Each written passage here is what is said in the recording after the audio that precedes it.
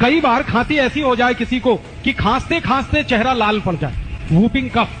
चेहरा एकदम लाल, और खांसी शुरू हो तो रुके ही ना, 2-3 मिनट खांसते रहो। ऐसी खांसी में अदरक ले लो आधी और उसको भून लो, आग में भूनो, आग जलाओ गैस बर्नर पे, उसमें अदरक को चिमटे में पकड़ के भून लो। जब वो भुन गया तो उसको हल्दी में डाल दो, हल्दी पाउडर, पिसा हुआ हल्दी, तो हल्दी उसमें चिपक जाएगी और वो हल्दी चिपका हुआ अदरक जैसे ही मुंह में रखोगे 1 मिनट में खांसी बंद हो जाएगी, 1 ही मिनट।